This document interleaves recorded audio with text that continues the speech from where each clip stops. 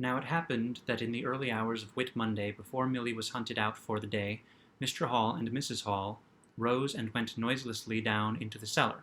Their business there was of a private nature, and had something to do with the specific gravity of their beer.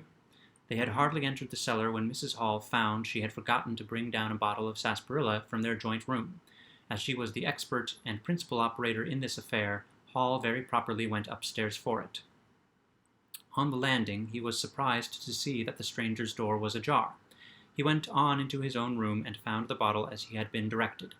But returning with the bottle, he noticed that the bolts of the front door had been shot back, that the door was in fact simply on the latch. And with a flash of inspiration, he connected this with the stranger's room upstairs and the suggestions of Mr. Teddy Henfrey. He distinctly remembered holding the candle while Mrs. Hall shot these bolts overnight. At the sight, he stopped, gaping. Then, with the bottle still in his hand, went upstairs again. He rapped at the stranger's door. There was no answer. He rapped again, then pushed the door wide open and entered. It was as he expected. The bed, the room also, was empty.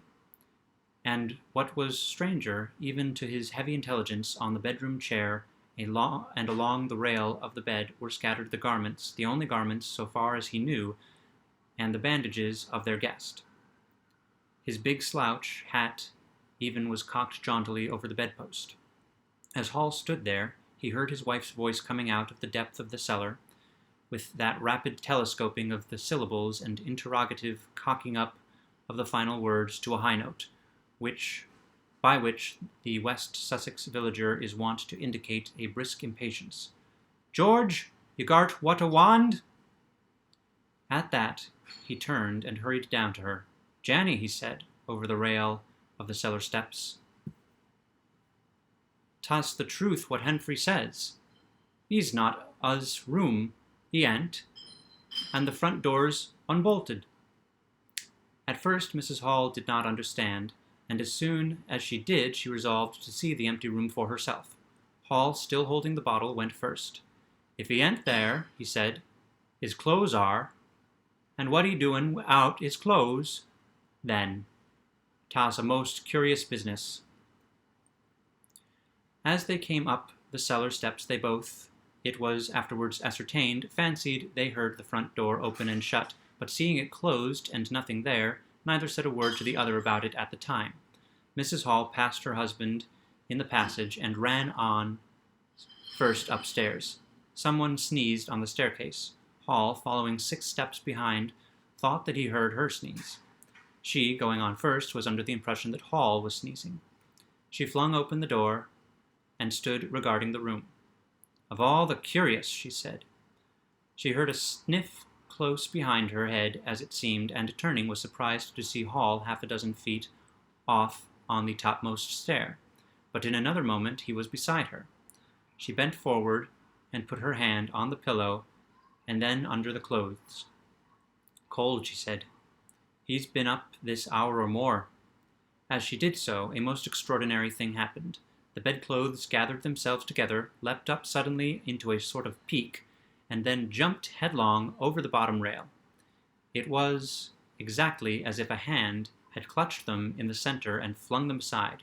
Immediately after, the stranger's hat hopped off the bedpost, described a whirling flight in the air above the better part of a circle, and then dashed straight at Mrs. Hall's face. Then, as swiftly, came the sponge from the washstand, and then the chair, flinging the stranger's coat and trousers carelessly aside, and laughing dryly, in a voice singularly like the stranger's, turned itself up with its 4 legs at Mrs. Hall, seemed to take aim at her for a moment, and charged at her. She screamed and turned, and then the chair legs came gently but firmly against her back, and impelled her and Hall out of the room. The door slammed violently and was locked. The chair and bed seemed to be executing a dance of triumph for a moment, and then abruptly everything was still. Mrs. Hall was left almost in a fainting condition in Mr. Hall's arms on the landing. It was with the greatest difficulty that Mr. Hall and Milly, who had been roused by her scream of alarm, succeeded in getting her downstairs and applying the restoratives customary in such cases. "'Tas sperrits," said Mrs. Hall. I know 'tis sperrits. I've read in papers and tables and chairs leaping and dancing. Take a drop more, Janny, said Hall. 'Twill steady ye. Lock him out, said Mrs. Hall. Don't let him come in again. I half guessed. I might ha' known.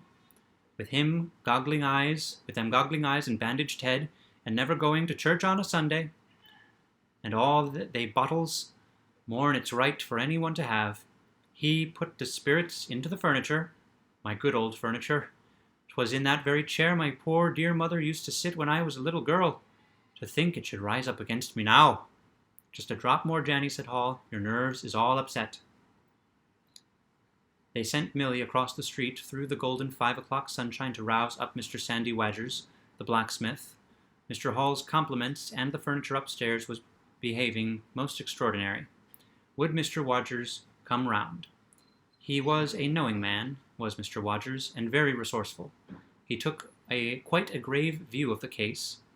Armed, if that ant witchcraft, was the view of Mr. Sandy Wadgers. You warn't horseshoes for such gentry as he. He came round, gently concerned.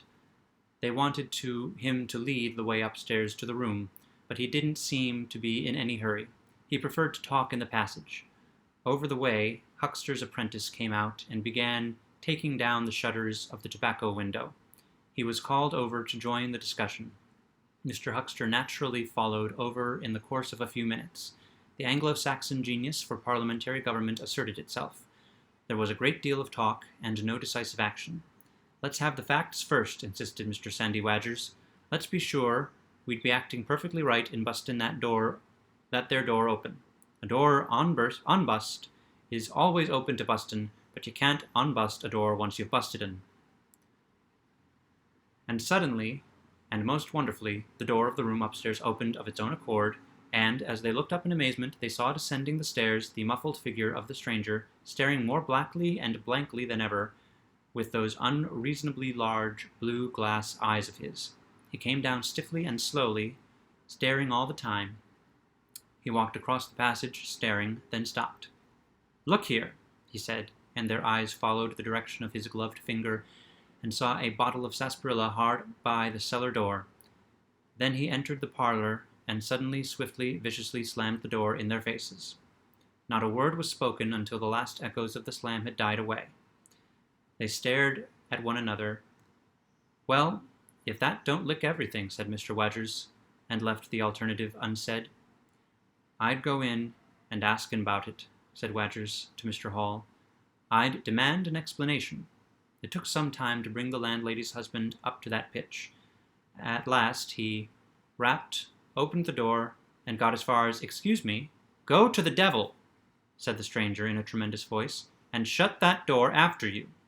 So that brief interview terminated.